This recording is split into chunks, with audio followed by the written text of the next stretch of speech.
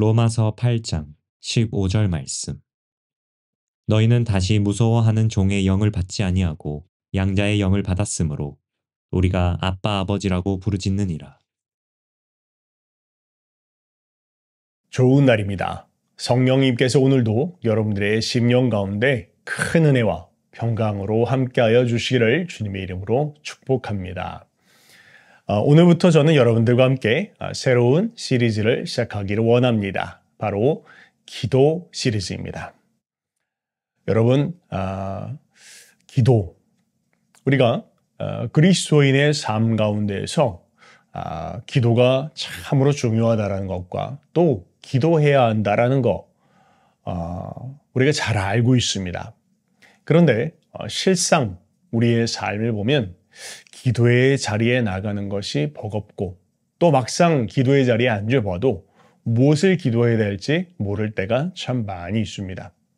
그래서 저는 여러분들과 함께 이 기도 시리즈를 통해서 기도란 무엇인지, 또 어떻게 기도해야 되는 것인지, 또 왜 기도해야 하는 것인지, 또 왜 우리가 기도하지 않는 것인지, 또 여러 가지 그런 기도의 기초적인 부분들을 한번 우리가 생각해보고 또 다뤄가는 그런 시간들을 갖기를 원합니다. 이것을 통해서 여러분들의 기도가 조금 더 쉬웠으면 좋겠고, 그리고 또한 우리가 좀 더 자주 기도의 자리에서 주님 앞에 더 가까이 나아가는 그런 시간들이 되어지기를 바랍니다. 자, 오늘은 그 첫 번째 시간으로 바로 기도란 무엇인가, 기도의 정의에 대해서 여러분들과 함께 생각해 보기를 원합니다. 자, 기도는 무엇입니까? 어떤 분들은 기도란 무엇인가 라고 이야기할 때 기도는 영혼의 호흡이다 라고 그렇게 이야기를 합니다.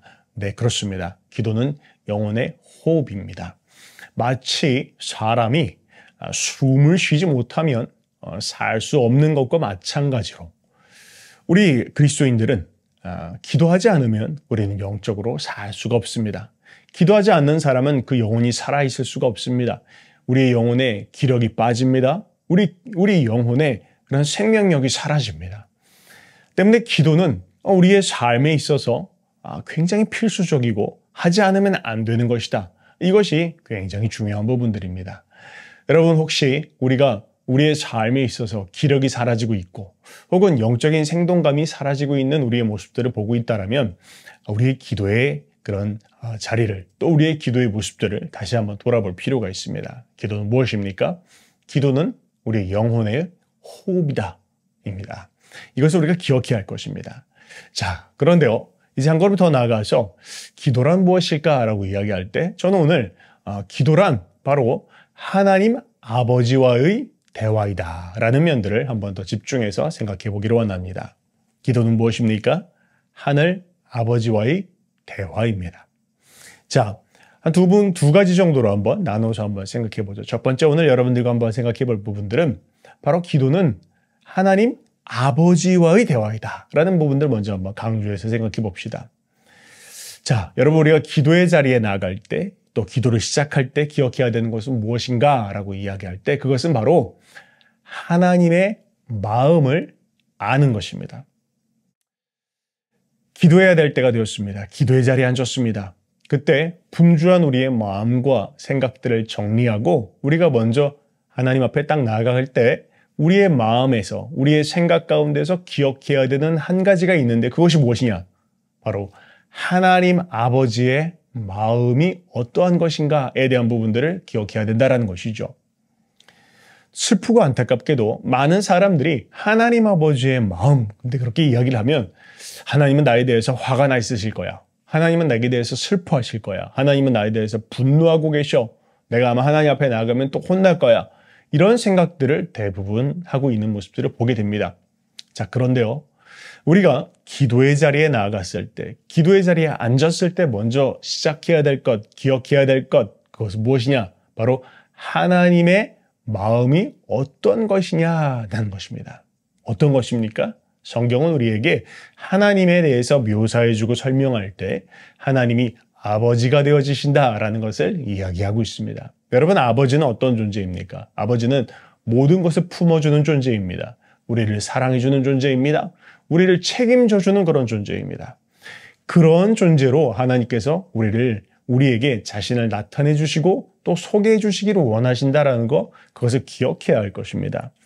여러분, 우리는 누구입니까? 우리는 예수님을 믿는 순간 우리는 하나님의 자녀가 되었습니다. 성경 오늘 본문 읽었던 로마서 8장 15절 말씀처럼 너희는 다시 무서워하는 종의 영을 받지 아니하고 양자의 영을 받았으므로 우리가 아빠, 아버지라고 부르시느니라. 예수님 믿기 전에는 우리는 종이었습니다. 우리는 그냥 아예 아버지와의 관계가, 하나님과의 관계가 끊어져 있는 그런 존재였습니다. 그런데 우리가 예수님을 믿는 순간 어떻게 되었습니까? 우리는 이제 종이 아니라 하나님을 아빠, 아버지라 그렇게 부를 수 있게 되었다는 것을 이야기합니다. 아빠, 아버지, 굉장히 특별한 관계를 이야기하는 것이죠. 여러분, 우리가 길을 가다가 그냥 어른들이 보인다고 해서 덥석 가서 아버지 그렇게 이야기합니까? 그런 경우 없죠. 또 그냥 길을 가다가 애들이 보인다고 해서 내 아들아 그렇게 이야기합니까? 그렇지 않죠. 여러분, 이건 뭘 이야기하는 것입니까? 아빠가 되었다라는 것은 그건 굉장한 특별한 관계가 되었다라는 것입니다. 다른 사람들하고 비교할 수 없는 배타적인 그런 관계가 되었다라는 것을 이야기하는 것입니다. 하나님께서 우리가 예수님을 믿는 순간 하나님의 자녀가 되었다라는 것을 그렇게 설명해 주시기를 원한다라는 것이죠. 우리는 배타적인 존재가 되었습니다. 하나님께 특별한 그런 존재가 되었다라는 것을 이야기합니다. 하나님도 우리에게 대해서 특별한 존재가 되셨고 이제 우리도 하나님께 대해서 특별한 존재가 되었다. 그것이 바로 아들이 되었다라는 것과 아버지가 되었다라는 것을 이야기합니다. 때문에 유대인들은 하나님에 대해서 아버지라고 부르는 것, 이것을 신성모독이라고 여겼습니다. 그래서 예수님 시대 당시에 하나님을 아버지라고 부르는 사람, 그 예수님밖에 없었습니다. 또 예수님 당시에 그 제자들에게 하나님을 아버지라고 불러라 라고 가르치신 것, 그거 예수님밖에 없습니다. 이처럼 예수님은 우리가 하나님과 관계를 맺을 때 하나님께서 우리의 아버지가 되신다라는 것을 강하게 우리가 기억하기를 원하셨다라는 것이죠. 자, 그런데요. 그러면 조금 더 한 걸음 더 나가서 한번 생각해 봅시다. 하나님은요, 우리의 아버지가 되어주신다라고 그렇게 이야기할 때 그 말은 뭘 이야기합니까? 우리의 모든 필요를 다 돌보시는 그런 하나님이시다라는 것을 우리가 알기를 원하신다라는 것이죠. 여러분 한번 생각해 봅시다. 아버지와 아들이 같이 식당에 갔습니다. 그런데 이제 같이 식사를 하는데 아들이 갑자기 정색을 하더니 아버지, 오늘 식사는 아버지가 좀 사주십시오. 혹은 식사를 다 끝나고 났더니 아버지, 오늘 식사 정말 맛있게 했습니다. 그런데 오늘은 제가 돈이 없습니다. 아버지가 식대를 좀 내주십시오. 여러분, 이런 아들 보았습니까? 이런 아들 없죠. 여러분, 같이 아버지와 아들이 식당에 가면 같이 식당을 갔다가도 계산대 앞에서 멈추지 않고 그냥 당당하게 걸어 나오는 것이 그게 아들입니다. 그렇죠? 당연히 아버지가 계산하는 것이지 이렇게 생각하는 것이 아들의 특권이죠. 남 같으면 어떻겠습니까? 남들 같으면 네가 한번 사면 내가 한번 사는 것이고 만약 네가 살 차례인데 내가 안 사고 다른 사람이 샀다. 이러면 정말로 찍히는 것이죠. 그런데 아버지와 아들 관계 그렇지 않습니까? 10번이고 20번이고 100번이고 아버지가 사는 것입니다. 물론 나이가 들어서까지 아버지가 사게 하면 안 되겠지만요. 그러나 아버지와 아들의 관계는 모든 필요를 공급하고 돌보는 그 책임이 있는 그런 관계가 바로 아버지와 아들의 그런 관계다라는 것을 우리가 기억해야 할 것입니다. 때문에 마태복음에서도 이렇게 우리에게 설명하고 있습니다. 6장 7절과 8절은 이렇게 말하는데요. 또 기도할 때 이방인과 같이 중언부언하지 말라. 그들은 말을 많이 하여야 들으실 줄 생각하느니라. 그러므로 그들을 본받지 말라. 구하기 전에 너희에게 있어야 할 것을 하나님 너희 아버지께서 아시느니라. 자, 뭘 이야기하는 것입니까? 하나님께서 우리의 모든 필요를 다 알고 계신다라는 것을 이야기합니다. 하나님 아버지다라는 것을 강조해서 이야기하고 있는 것입니다. 한번 예를 들어서 한번 생각해 봅시다. 예를 들어서 한 초등학교에 들어가게 되어지는 7살짜리, 8살짜리 아이입니다. 근데 이 아이가 자기의 필요에 대해서 고민하고 걱정합니다. 내가 어떻게 하면 학비를 마련할 수 있을까? 어떻게 하면 가방을 살 수 있을까? 어떻게 하면 내가 도시락을 쌀 수 있을까? 맨날 아이가 이런 것들을 고민하고 있다. 여러분, 이런 아이들 보셨습니까? 이런 아이들 없죠. 왜 그렇습니까? 아버지가 다 챙겨주는 것입니다. 아버지가 다 고민하는 것입니다. 내가 이제는 중학교에 진학해야 되는데 중학교에 들어가면 학원에 들어가야 되고 학원에 들어가면 학비가 얼마가 될 테고 여러분, 이런 고민하는 애들 보셨습니까? 네, 그런 것도 없습니다. 아버지가 다 책임지는 것이고 다 필요를 아는 것입니다. 그때마다 시마다 무엇을 챙겨줘야 될지 어떻게 해야 될지 아버지가 다 고민하는 것입니다. 하나님과 우리와의 관계를 이렇게 하나님께서 우리 가운데 설명해주고 있다는 거예요. 너의 필요를 모든 것을 내가 다 알고 있다. 그러니까 이방인들처럼 중언부언하지 말아라. 네가 필요한 것이 있으면 한 번 정도 구할 수 있지. 그런데 뭐 그거 가지고 뭐 당연히 주는 거 가지고 자꾸 이렇게 저렇게 구하지 말아라 라고 성경은 우리 가운데 이야기하고 있다라는 것을 우리가 기억해야 할 것입니다. 또한 뿐만 아니라 우리의 아버지가 되어주신다라는 것은 우리가 연약할 때에도 우리를 기뻐하시는 것이다라는 것을 우리가 기억해야 합니다. 여러분, 우리가 매번 신앙생활 잘할 수 있지 않습니까? 때로는 실수할 때가 많습니다. 실패할 때가 많죠. 그런데 우리가 실수할 때마다, 실패할 때마다 하나님 앞에 나아가서 무슨 업무 보고하듯이, 혹은 내가 실수하면은 또 내가 크게 그냥 막 책망받을 것처럼 그렇게 생각하면서 하나님 앞에 나오지 말라는 것을 이야기하는 것입니다. 하나님은 어떤 분이십니까? 우리의 연약함을 잘 알고 계십니다. 특별히 우리가 연약할 때에도 우리를 기뻐하시는 분이시고 하나님과 우리와의 관계는 깨어지지 않는다라는 것입니다. 그런 마음을 기억하라는 것을 이야기하는 것입니다. 어린아이가 만약에 이제 막 아장아장 이제 걷기 시작했어요. 근데 아이가 이제 아장아장 걷기 시작하는데 걸어가다가 뒤뚱뒤뚱 걸어가다가 좀 넘어졌습니다. 그런데 그냥 아버지가 와가지고 그냥 냅다 하고 엉덩이를 걷어차는 뭐 그런 아버지 보셨습니까? 그런 아버지 없습니다. 아이가 걷다가 실패할 수도 있고, 혹은 뭐 늦게 걸어갈 수도 있고, 혹은 걸어가다 피곤하면 쉴 수도 있고, 뭐 그것이 그러나 그거 뭐 아들에게 흠이 되는 것이 아니지 않습니까? 그런 것처럼 하나님께서 우리를 돌보실 때 하나님은 우리의 연약함을 아시고, 우리가 실수하는 것도 아시고, 우리가 실패를 많이 한다는 것도 알고 계십니다. 근데 그것에 따라서 우리와 관계가 좌지우지 되어지는 것이 아니에요. 우리를 향한 하나님의 사랑에 흔들림이 있는 것이 아니다라는 것이죠. 그런데 거기에 대해서 우리가 때로는 오해할 때가 있다라는 것을 우리는 기억해야 할 것입니다. 때문에 예수님께서는 그 마음을 너무나 안타까워하셨어요. 그래서 우리가 하나님께서 우리를 얼마나 사랑하시는지 그것을 우리에게 알려주시기를 원하셨습니다. 그래서 심지어는 이렇게 이야기하고 있습니다. 요한복음 17장 23절 말씀입니다. 또 내가 그들 안에 있고 아버지께서 내 안에 계시어 그들로 온전함을 이루어 하나가 되게 하려 함은 아버지께서 나를 보내신 것과 또 나를 사랑하심 같이 그들도 사랑하신 것을 세상으로 알게 하려 함이로소이다. 무엇을 이야기합니까? 예수님께서 이렇게 기도하고 있는 거예요. 하나님께서, 성부 하나님께서 성자 예수님 나를 이렇게 사랑하시지 않습니까? 그 사랑처럼 성부께서 저들 역시 사랑한다라는 것을 저들이 알게 해주십시오. 그렇게 기도했다라는 것을 이야기합니다. 여러분, 성부 하나님께서 예수님을 얼마나 사랑하셨습니까? 하나님께서 우리 예수님을 얼마나 사랑하셨을지 여러분 의심 혹시 해보신 적 있으십니까? 예를 들면 예수님에 대해서 미워하거나 혹은 뭐 싫어하시거나 뭐 이런 것 상상이나 할 수 있습니까? 성부 하나님께서 성자 하나님이신 예수님을 얼마나 사랑하셨을까요? 뜨겁게 사랑하셨을 것입니다. 하나처럼 사랑하셨을 겁니다. 정말로 하나이시니까요. 정말 성부 하나님과 성자 하나님이신 예수님과의 그 사랑은 세상 그 어떤 것과도 비교할 수 없는 그런 사랑이셨을 것입니다. 그런데 예수님이 지금 이렇게 놀랍게 설명하고 있는 거예요. 성부께서 나를 그렇게 사랑하신 것처럼 그 성부께서 너희 역시 그렇게 뜨거움으로 사랑하고 있다는 것을 너희가 알기를 원한다. 하나님 저들의 마음을 열어서 성부 하나님이 얼마나 저들을 사랑하고 계신지 저들이 깨달아 알게 해주십시오. 지금 이것을 예수님께서 구하고 있다는 것을 이야기하고 있는 것입니다. 여러분 우리가 이것을 기억해야 합니다. 이것을 기억할 때, 이것을 분명하게 깨달을 때 우리의 기도가 다른 차원, 완전히 새로운 차원으로 나아갈 수 있게 되어지는 것입니다. 그저 우리가 종으로서 기도하는 거 아닙니다. 그저 이방인으로서 구하는 것도 아닙니다. 하나님께서 우리에게 이렇게 이야기하는 것입니다. 내가 너의 천부다. 천부 하나님이다. 내가 그리고 너를 예수를 사랑한 것처럼 너희를 사랑한다. 예수를 사랑한 그것과 동일한 그 사랑으로 너희를 그 똑같은 강도와 그 사랑의 뜨거움으로 너희를 사랑한다. 이렇게 이야기하고 계신 것입니다.